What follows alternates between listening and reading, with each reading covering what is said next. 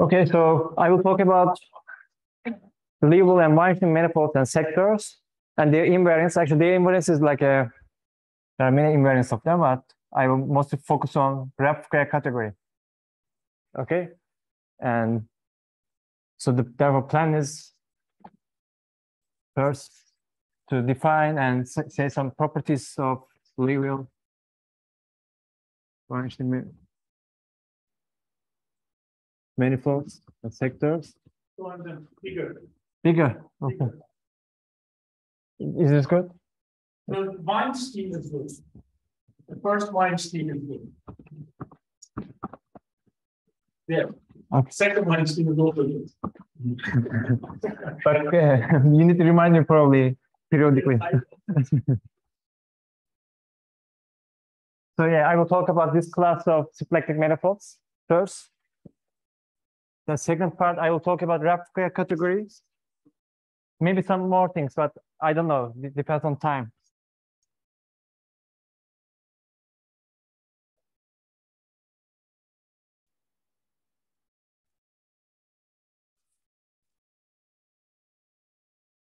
And three tools, like for this Weinstein graph square category, some tools, some theorems that helps you compute or to say something about those things. And examples. Examples will be everywhere I plan, but let's see. So let's plan. So it's okay if I do this, right?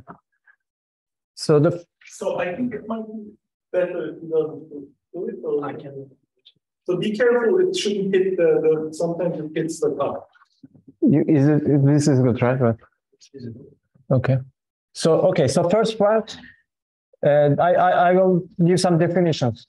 So first exact symplectic manifold.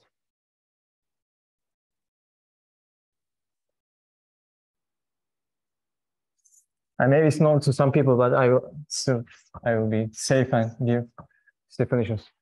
So okay, M is smooth manifold.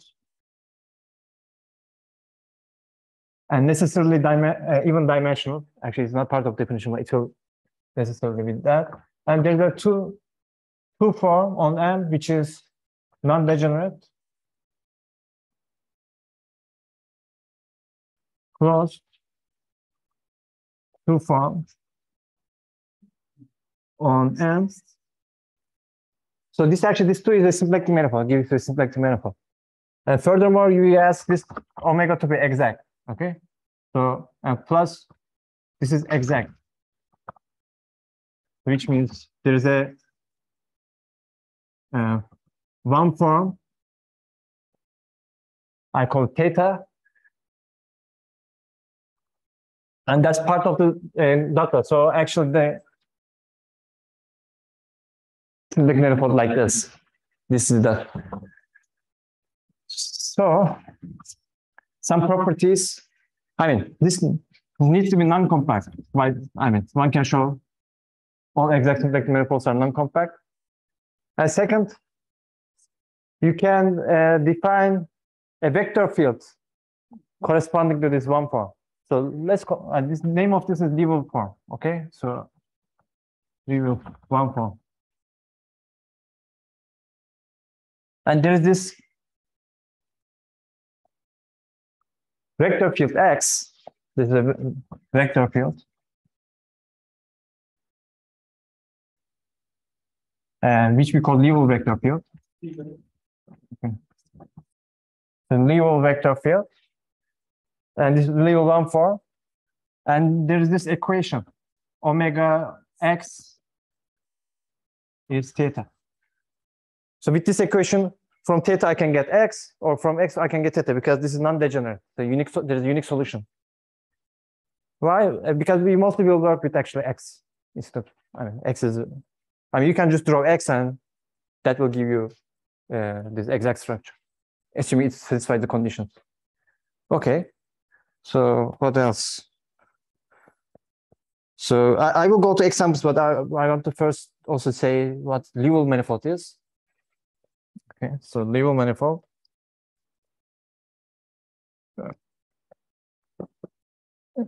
So maybe I should not block the wheel.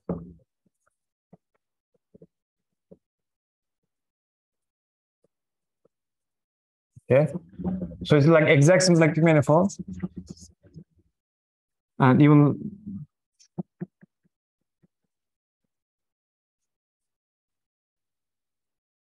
manifold with level vector field X.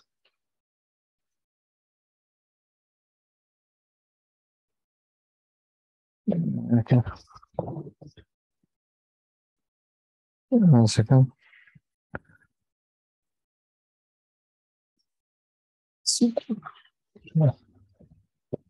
Satisfying. So one, I want X to be complete vector field. And second, so there is an exhaustion of X, compact exhaustion.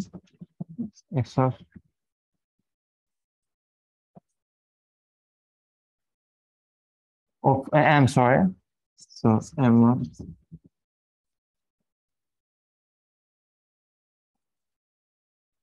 Such that this level vector field is outwardly transverse to the boundary of that. So assume this has smooth boundary, by the way, such that X is this vector field outwardly transverse to the boundary of each this compact space. Okay, this is the definition of level manifold.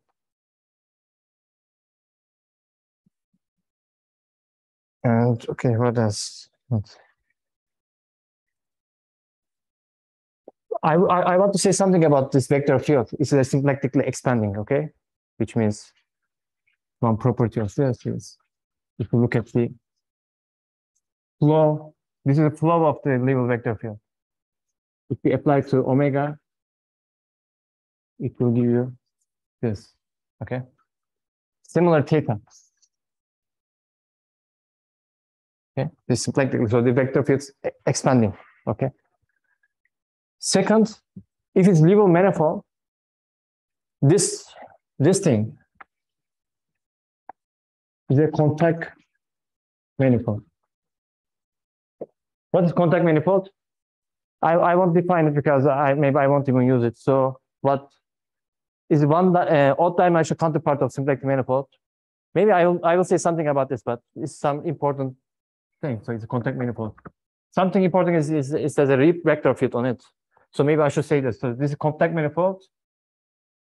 What is it? It has this structure. So you remember we have theta, right? 1,4. So you can restrict this theta to this boundary. It gives you contact form. That's called alpha.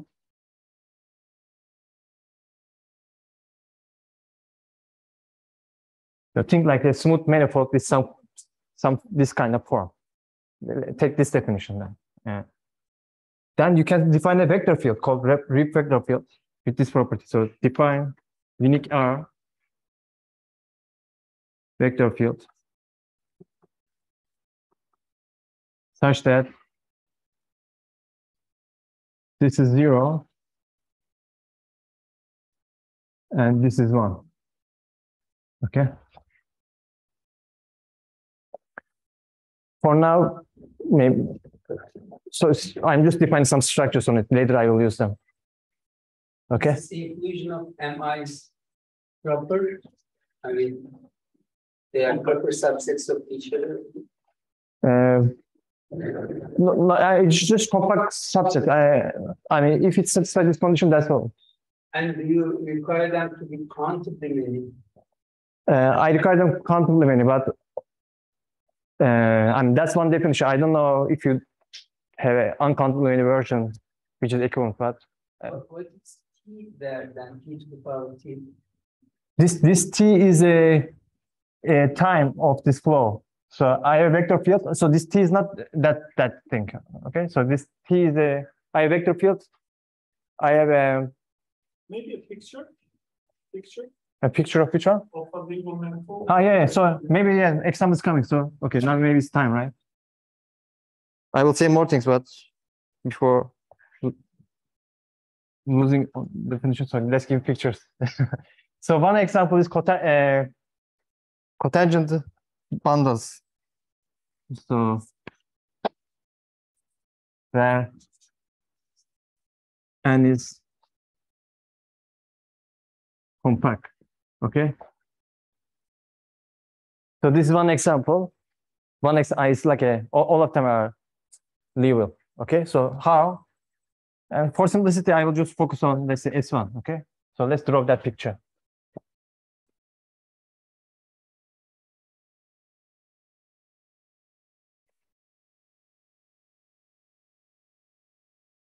Okay. So this is S1. So one thing is for dimensions, dimensions is very good to study symplectic manifold because first of all, you can take symplectic form as an area form. So you don't need to worry about that. So what's my X and Y? X is this direction, Y is up direction, okay? So, okay. Take a symplectic form as this. Take your theta as locally 1 minus Y dx, okay? So that's your one form. And you can compute that the corresponding vector field for this will be Y times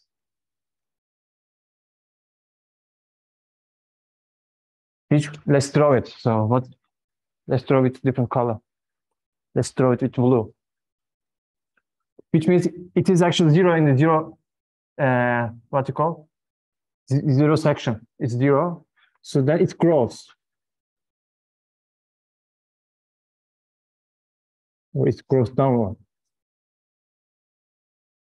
Etc. You understand the idea. So you're just escaping the zero section, okay? After zero section, it grows up and down. So this is Liouville vector field. Okay. So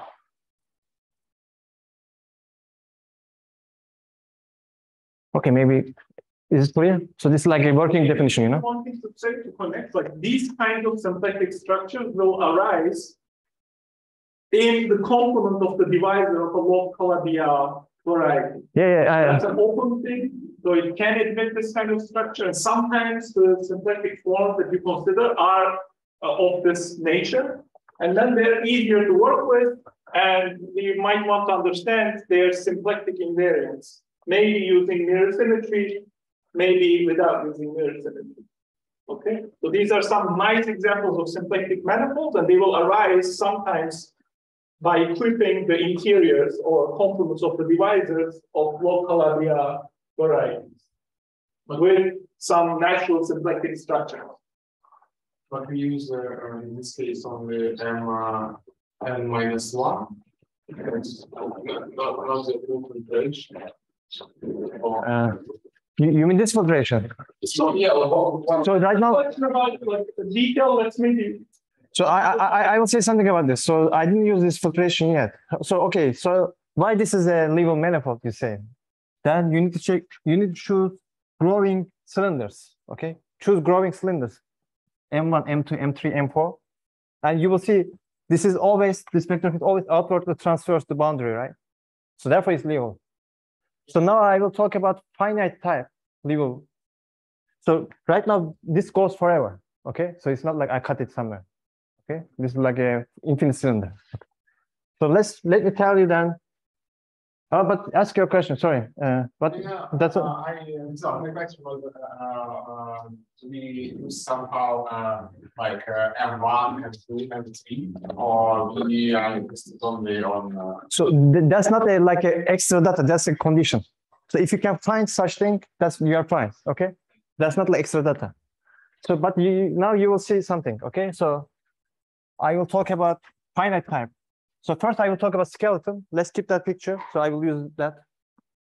I will give more examples also, by the way. So just let me first define skeleton.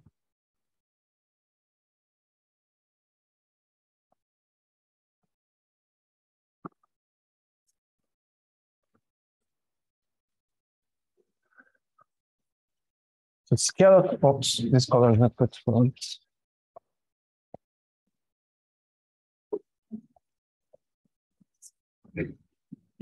A skeleton of a Liouville vector, Liouville manifold First, which doesn't escape infinity under the level flow, okay? So that's that, but formally you can write like this.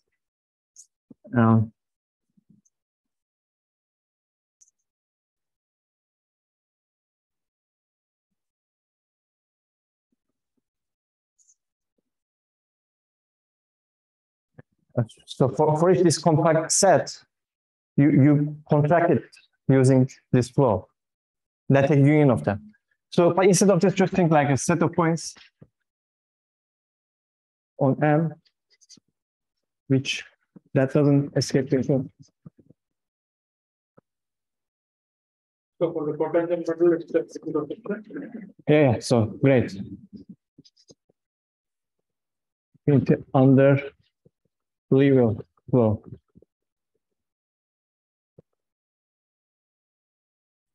Okay, indeed. So if you look at this example, take any point outside of the zero section. They will escape the infinity, right? Only the zero section will stay. So there's immediate result that skeleton of potential bundle is its zero section. And this example, just you don't need to work with S1, okay?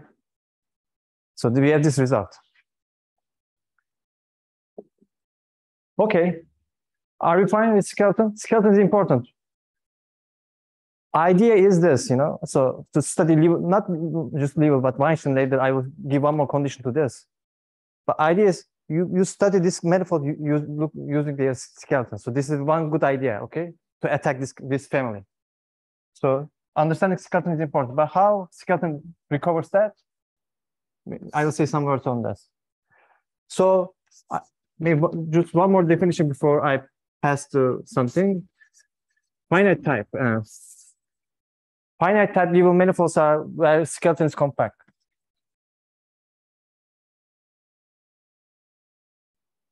So when skeleton is compact, the thing is this. So you have this exhaustion, right? The thing is outside of the skeleton, this structure, simplex structure is boring. It doesn't change. Okay, I mean it changed, but it just you can recover all the simplex structure. So I mean let me write this first. So in that case, you can write M as M bar union its boundary times some ray. Okay. There is cooling happening along this. Where this M bar is one of this MI. So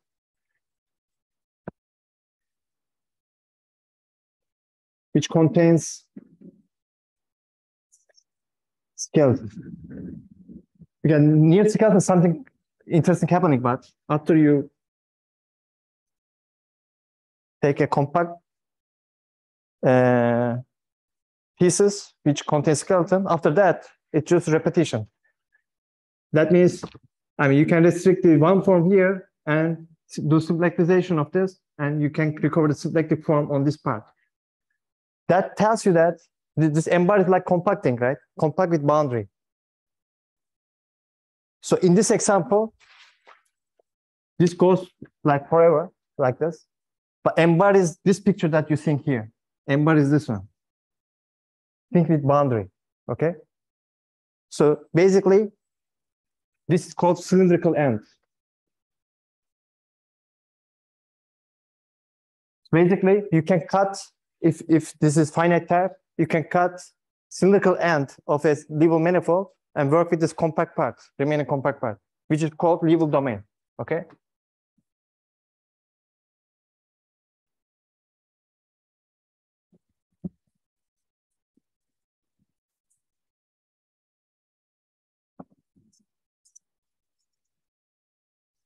So this level manifold.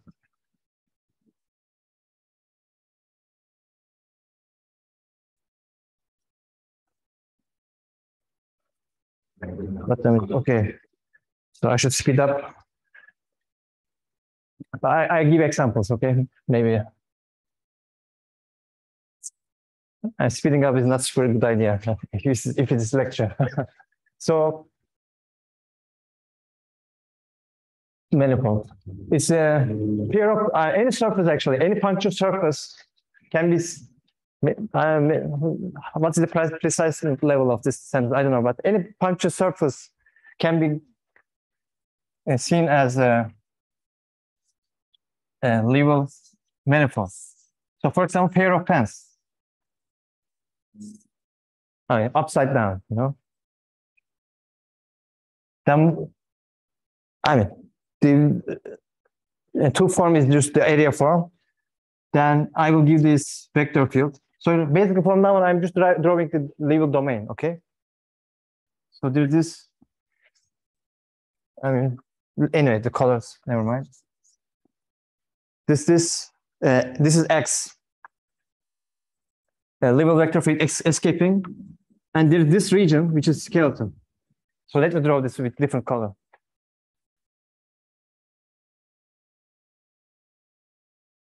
Yeah.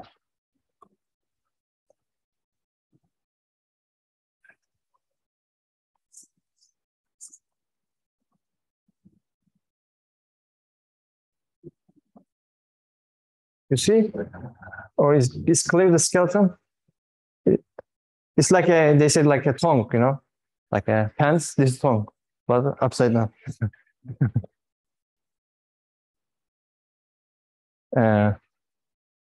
As you see, so here you see the singularity. There may be singularities, you know. Yeah.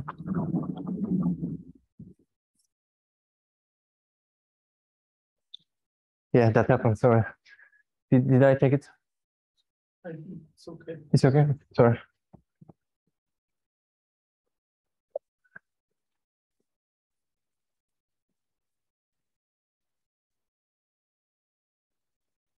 Yeah. Okay. So I will explain Liouville sector, and I will give Weinstein definition also. Liouville sector.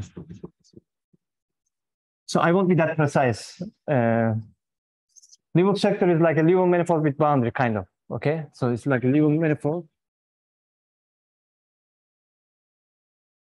with boundary. It's not like this boundary. This is the boundary of Liouville domain. Normally, Liouville manifold doesn't have boundary. Okay, we call this like infinite boundary, boundary at infinity, because actually it's not a boundary, right? I'm saying here the Liouville manifold has a boundary.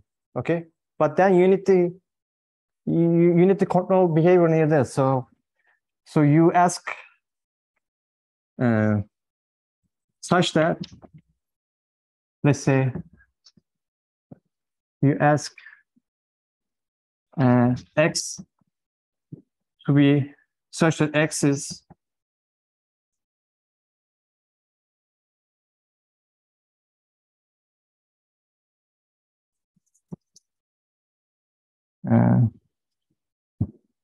tangent. Tangent.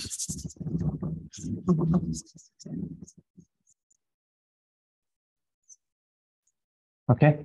Sorry, this is not precise definition, but I did not define this, or I will give this to you. So, okay. Maybe let's give one example for this. I will give an example for this from this picture. Cut this to two pieces like this. Take this blade, cut it like this. What you get? There's a front part and there's a back part, right? If I cut it like this. So you will get something like this.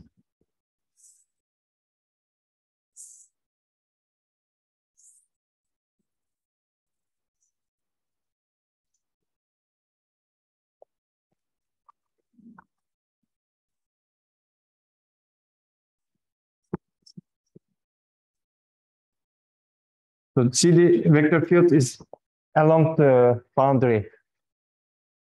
I mean, here it doesn't need to be, but I mean, at infinity at least, it should be. So X is Liouville vector field. Red is skeleton. Okay. I mean, you cut this like this, you get two of this piece, right? Or you can glue these two pieces to get this. And this is important. So, like, you could also imagine cutting along the red, and it would also be tangent along the red. But is that doesn't count as a? You mean like this?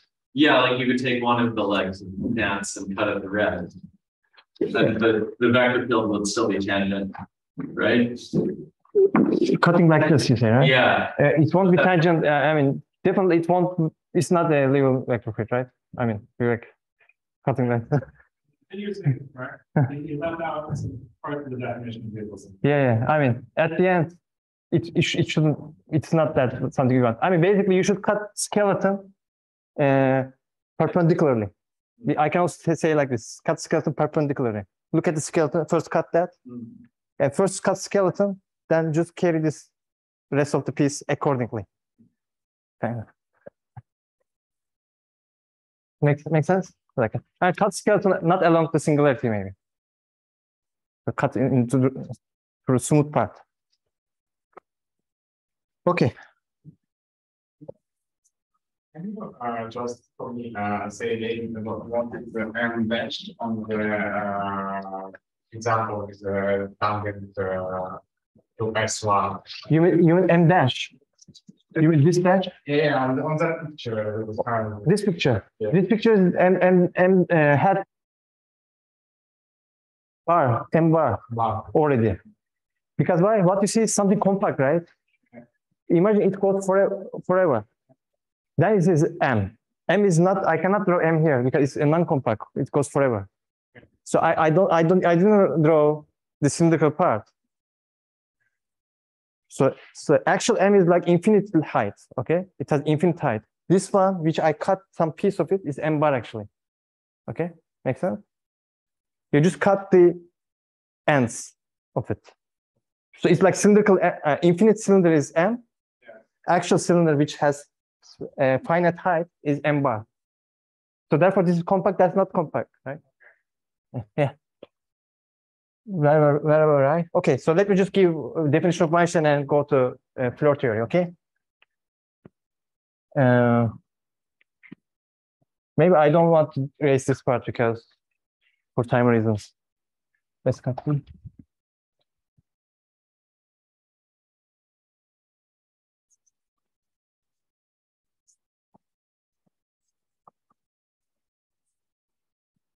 So Weinstein manifold or sector. Idea is this level vector field is usually is not that controlled. Okay, so we want to give some control of it so that we have nice skeleton and some nice property between skeleton and the actual symplectic manifold. So that is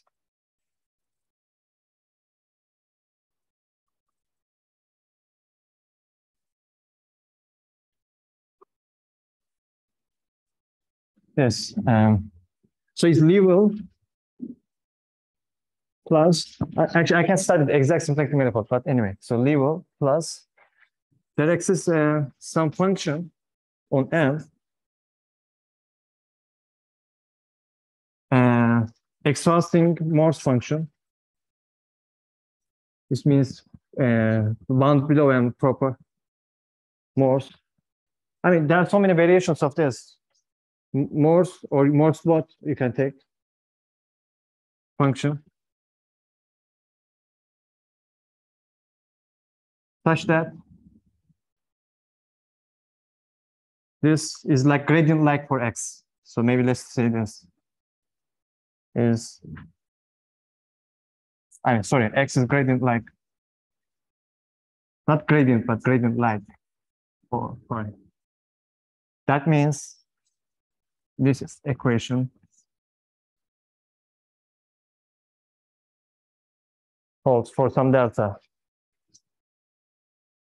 I mean, normally you can put one more term here, but I use this version of it. Okay. So this basically kind of control behavior of X. And as a result,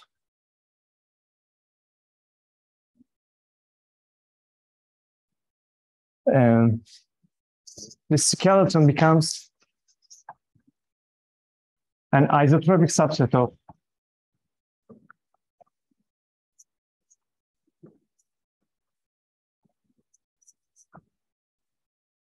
what is isotropic? Oh, sorry. All of that, so you're choosing some normal complex structure. Sorry? You're choosing some normal complex structure and you write normal complex structure. So here I don't need to choose an almost complex structure. This, what is the norm with respect to norm? sorry? This norm is some Riemann metric. Choose a Riemann metric, any Riemann metric. That's not some commutable metric. I remember not. Okay. So that discussion is not here. Okay. So maybe just like a quick, like this is a general thing from dynamical system. This kind of, if you have this kind of function, then dynamics of such a vector will become simpler. For example, you can have periodic orbits because this function is always increasing along the flow of x. So you can't have a periodic orbit, for example.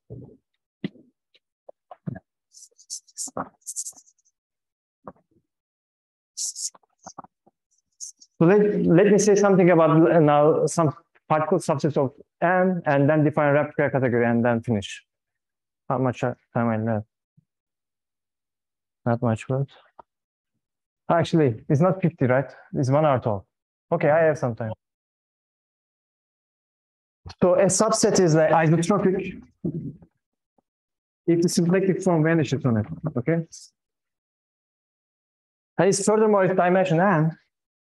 If plus L is dimension of n, L is n, where what is n? So assume this is 2n dimensional. This n dimensional isotropic subset means this is Lagrangian.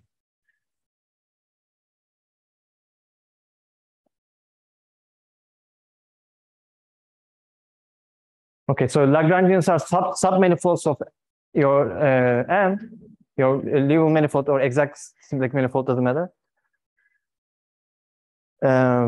Which has dimension n, and is the symplectic form vanishes on them.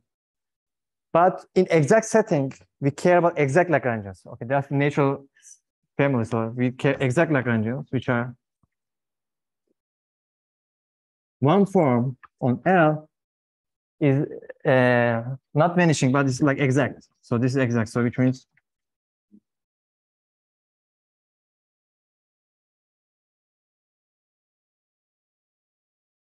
for some function on your Lagrangian, if this equation holds, then it's exact Lagrangian. So this is isotropic, as you see. If it's in general a singular, right? As you see on this example, it doesn't need to be. And even if it's top dimensional, it doesn't make sense to say it's top dimensional. But if it's a top dimensional strata, we call it singular Lagrangian. Okay. So skeleton is usually singular Lagrangian or singular isotropic set. If it is not have top dimensional strata, actually its symplectic geometry is kind of boring, but in Fukaya categorical sense. Let's see. Maybe I should say those things later. One more thing, one more property for Lagrangians. Exact Lagrangian with cylindrical ends. As you remember, so we said this Liouville manifold has this boring part, cylinder part, right? We want our Lagrangians also just be boring there. Okay, yeah, if you like. So which means I just want to give you a Lagrangian in the Liouville domain, and you should be able to complete it to a Lagrangian. Okay, so this end means your Lagrangian can be written also this form.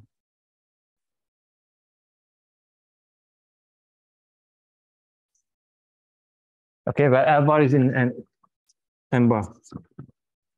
Make sense? This? So maybe I should, in this picture, I will give you some Lagrangians then.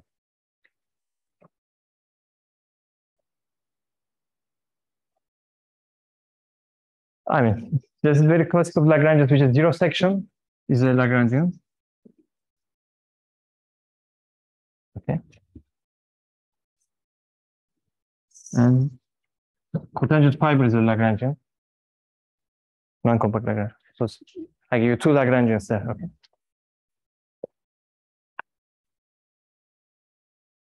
These are not just Lagrangian, these are exact Lagrangian. In two manifold, everything is Lagrangian already. This form vanish. Exact Lagrangian. I know. Yeah. Okay, now I'm ready to define replica category. But maybe you should give example of non-exact. Non-exact Lagrangian. Okay, non-exact Lagrangian is something like this. This circle there. First of all, that area shouldn't be a positive area. Positive means what? So you count with sign. Let's say areas above zero section is positive area, areas below zero section is negative area. So that area shouldn't be non-zero. Maybe that's a good criterion for exactness. So certainly this is not the exact Lagrangian. Anything which doesn't intersect zero section is also not exact. It should intersect zero section. I mean, one can play with this equation and see this. It's not super hard to. You understand this? This is just I drew a circle. The theorem is solved here. That's what we're doing.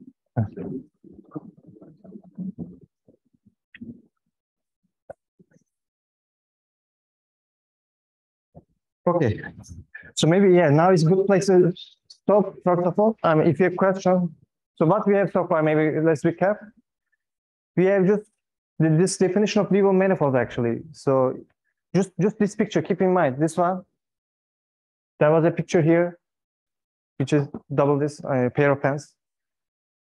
Keep these models in mind. I mean, if you're confused, so those are Levin manifolds we work with. Okay. This Weinstein condition, never mind. I mean, just it controls the behavior of this vector field so that you don't get a crazy skeleton. I mean, I won't write this down, but maybe I can tell you some stuff about this skeleton. In Weinstein case, the neighborhood of that skeleton actually determines, any neighborhood of the skeleton determines all the Weinstein manifolds. So then, of course, one asks, can I study just skeleton and understand Weinstein manifold? Let's say topologically. That is wrong. Topologic type of skeleton doesn't recover Weinstein manifold. One example is punctured torus versus pair of pens. Maybe this is interesting. So let me just give you an example here quickly.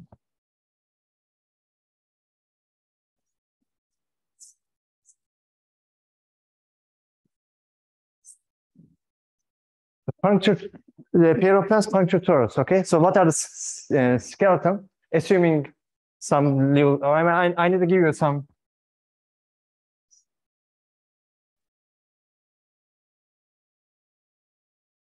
Vector field, but I can deform Liouville vector field in such a way that I can get this skeleton for pair of pens. Okay, these two cuff. I see 8, like 8, but this is so. Just let me show you difference for pair skeleton. So pair of pen skeleton is like this. Okay. Punctured torus skeleton is like this. So, but inside two-dimensional thing, it makes sense, right? In topological sense, they are the same thing. So topologically, they are same, but obviously even their boundary components are different, right? This is 3 boundary components, this is 1 boundary component, so they are not equivalent. One's the same, and it doesn't describe all the topology. Sorry? It means that P1. What is P1? The group of classes and groups. Pi one of skeleton or the thing. Yeah, that's not enough, definitely. Yeah. That's the question? No. Okay, so yeah, just I'm saying this topological type of this skeleton is so you definitely need the neighborhood of it. So in dimension one, maybe this discussion I keep it here. To people who are more familiar with algebraic geometry, so if you have a smooth, complex affine variety, then that gives you an example of a Weinstein manifold up to some notion of equivalence. And for example, the fact that the topology of a affine variety like that has it goes only up to the half dimension is kind of like a statement that the study of such a Weinstein manifold can be reduced to the study of this Lagrangian skeleton, which is half dimensional, into something that you could imagine. Okay, so maybe one more. Actually, there was one nice property of this, which is there is a handle decomposition of Weinstein manifolds. So you can build them using handles. Okay.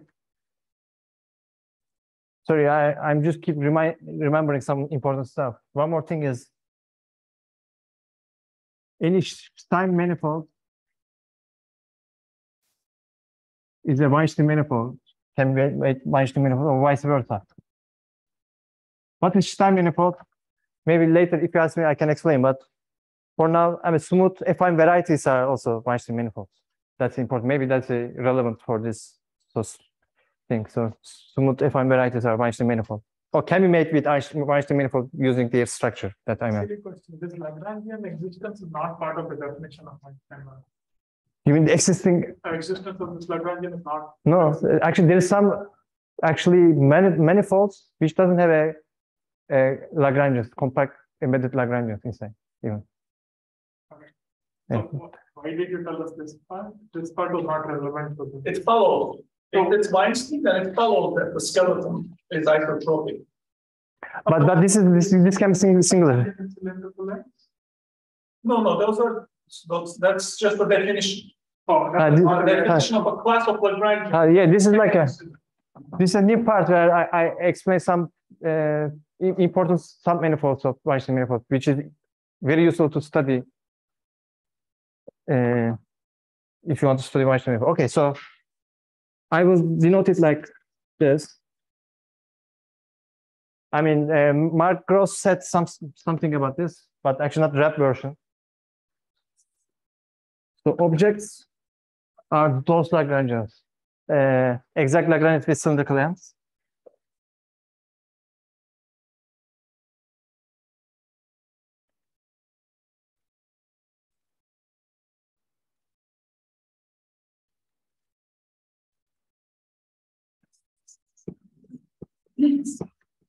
Morphisms. So morphisms is not. So let me say like this. This is also not true. So you need to give an extra data plus extra data, like spin structure. But I will just work with the Z2 coefficient and Z2 grading so that you don't need to put this. Morphisms, so I will denote by home. So two Lagrangians, you give me two Lagrangians, L1 and L2. Morphisms are given by intersections of L1 and L2. So there are so many questions here, of course. This intersection should be, there should be finitely many intersections, etc. So I will skip those discussions. But I will say something. So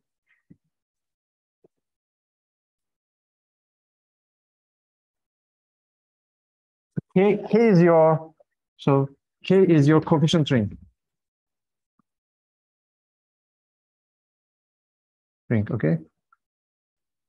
Which in this talk I will take it as Z2.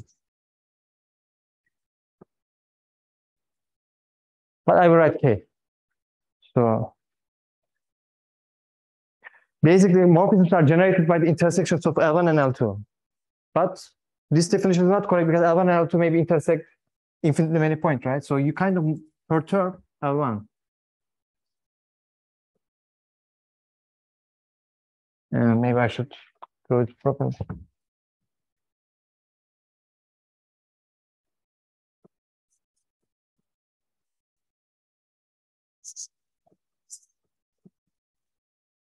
So I use W for perturbation. So what kind of perturbation is this? It's Hamiltonian perturbation. And for non-compact ones, you do wrapping also on top of that. So maybe those concepts are best to explain on example, because again, time, I think. But maybe I will tell you what is Hamiltonian.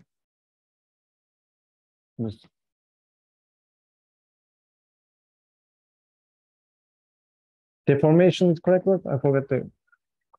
Anyway, so you choose a function on your manifold, and then you define a vector field corresponding to that using this equation,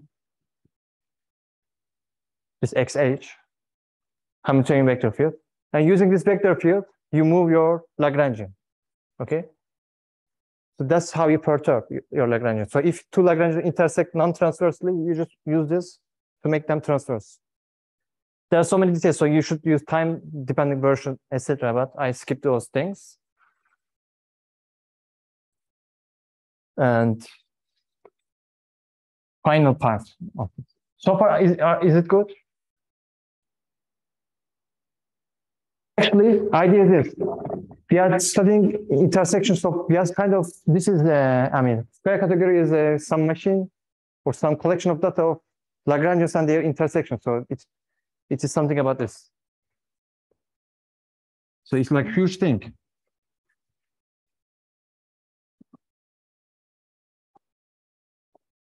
But one actual important part is infinity operations.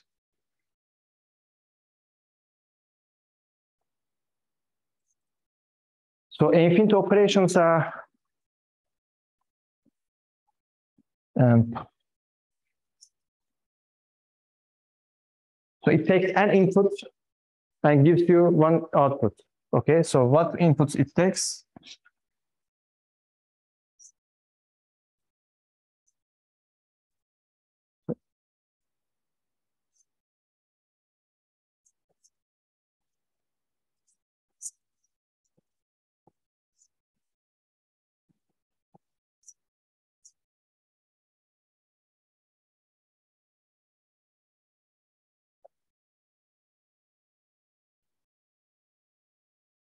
So you have Lagrangians L0 to Ln, okay?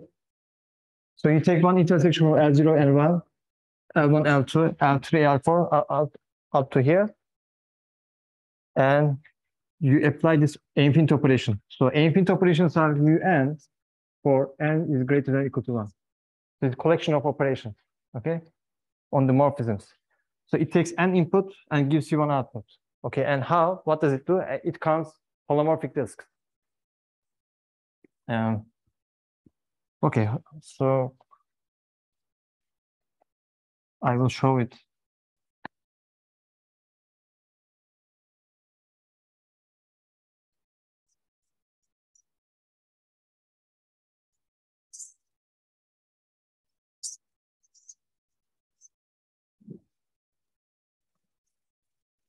The numbers.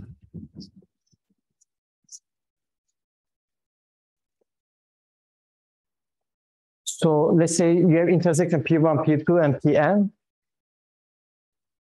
And then it gives you this sum. Q is just an element of this. So it runs along Q. And this number is given by this holomorphic test. So let me draw here.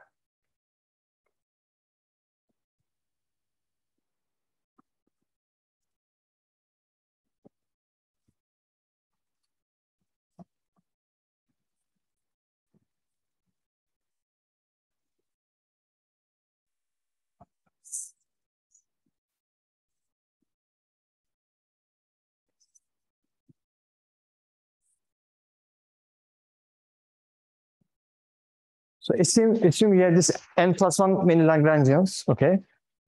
And assume they bound a disk, okay?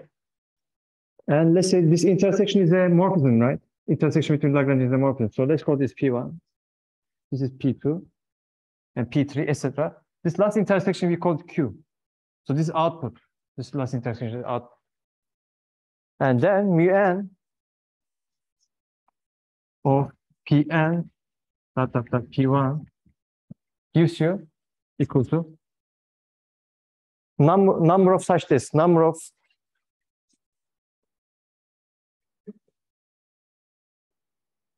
holomorphic disks of that form times Q plus the other things, of course, because maybe there's a Q, there's R, which also have this kind of things. Then number of this times Q plus that many disk plus R times R, etc. It's a bit strange. So of course I didn't. So okay, missing parts. What is holomorphic disk, right? There's no complex structure. So then maybe I think you don't try to fit these missing things. Yeah. So the idea is that you have some Lagrangian. Okay, they intersect at certain points, and you're trying to use these counts to define this kind of algebraic structure. Okay, so you input one intersection point from between Ln minus 1 and Ln, one between the other two, Ln minus 1 and Ln minus 1, as in the picture there. And then you want to associate a formal sum of intersections of L0 and Ln. That's the kind of structure that we're trying to build. And the data that goes into this are that kind of polygon, but the polygon represents a special kind of disk mapping into our symplectic manifold. It's a holomorphic disk. Okay, so it's a special kind of disk. It solves a PDE. So there's rigid, for example. If you set up the problem correctly, you can find finitely many such things that actually count them. Yeah. And one more thing is sign count, etc. Also, our Lagrangians are graded, okay, which I didn't say. So these are like the points are also graded. So graded. Okay. So maybe I should say this, graded how? Grading of point is 0, let's say. So let's say Lagrangians are orientable, okay? So if I have this kind of intersection,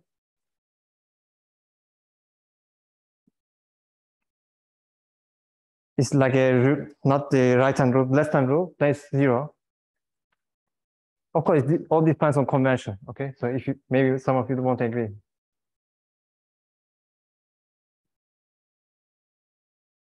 If you have this kind of intersection, it is odd degree, okay? One question, just to be sure.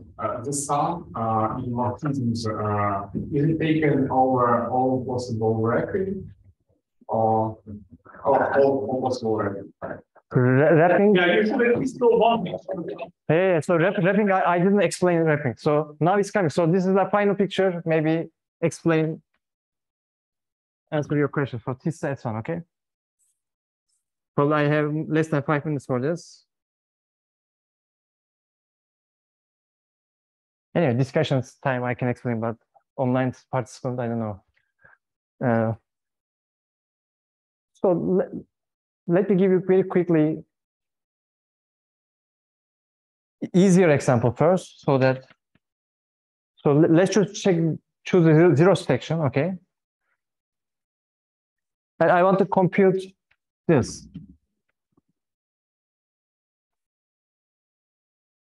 Morphisms of L to L, okay? Of course, if you think about this, there are infinite many intersections, so you perturb it. So if you perturb it, it will be something like this.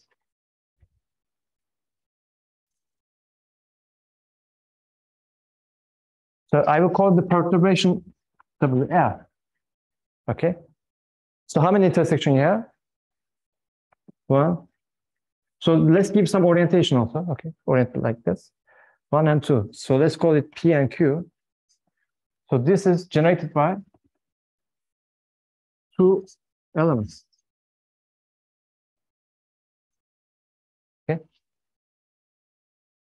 Marks in between them. And then you look for holomorphic disk which bounds Lagrangian. Okay. Actually, in dimension 2, there's Riemann mapping theorem, right? I mean, here these are holomorphic disk, assuming. So you're seeing this 2 disk, right? There's this disk, and there's this disk here. Okay. And for example, you can say also the degree of this. So remember, you need to replace this with this. So first one is actually WL. If you look at like that, degree of Q is 0. This is 1, I think. Good.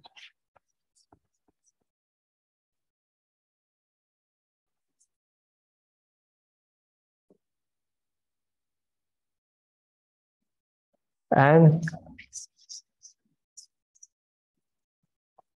there's mu1 operation from, remember, there was mu1 operation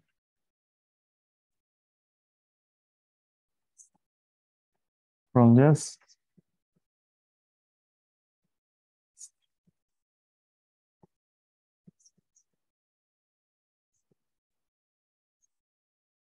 This.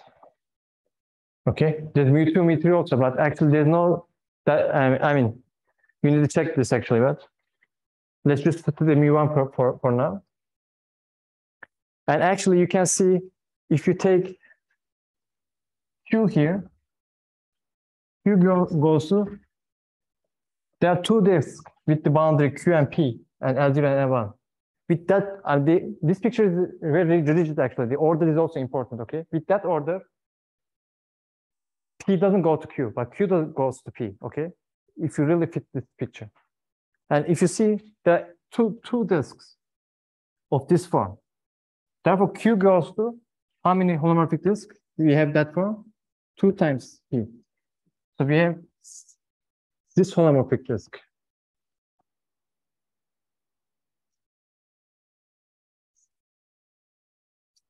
There are too many of this holomorphic disk. Therefore, Q goes to 2 times P. But we are working with characteristic 2. Therefore, this is 0. Okay? So this is mu1 structure. I mean, if you didn't work with Z2 grading, actually, we do count holomorphic disk with sign. So actually, it will be +1, -1. It will be again 0. Okay? Okay, I don't have much 0 time left. So this should just wrapping and wrap things up. Okay. Okay, final picture, which I don't count any holomorphic disk on it, but you can ask me later, okay? I can share my notes, okay? There you can see.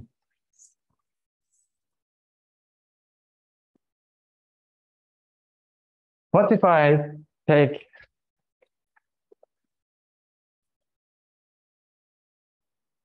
this Lagrangian and look at this thing? Okay, what are the intersections?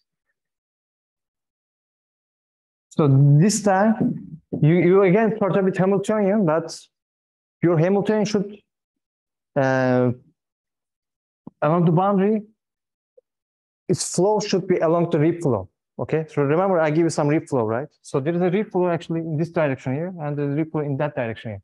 So your Hamiltonian flow should, when you restrict here, should be along this direction. There's some statement about its speed, but I will take, so normally you can do step by step and then take limit, which means. Just draw a picture for once because there's no time. Okay. And then you can just like the limit case, the quadratic. Exactly. So just the limit case. So then you wrap forever. So which means you don't wrap finitely many. And you just wrap this forever. Okay, so then you get this. I mean, it wraps forever here, forever there.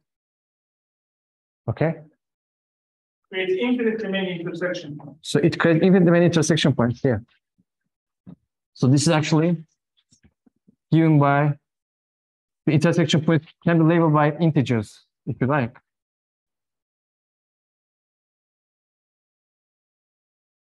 So actually, it's like k times z, if you like. Yeah, it doesn't matter right now because there's no structure, but then there's a structure also coming from counter-holomorphic disk. And that is actually all the mu ends vanish except mu2. And mu2 is just doing this.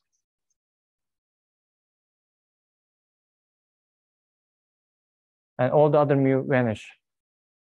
I mean, that's exercise, but we can work together, how I see this. Okay? So maybe better to write polynomial, not KZ, right? But K. Yeah, so then you want to like this, right? Like this, which reflects this product structure. Okay? Because of this condition. Okay, sorry.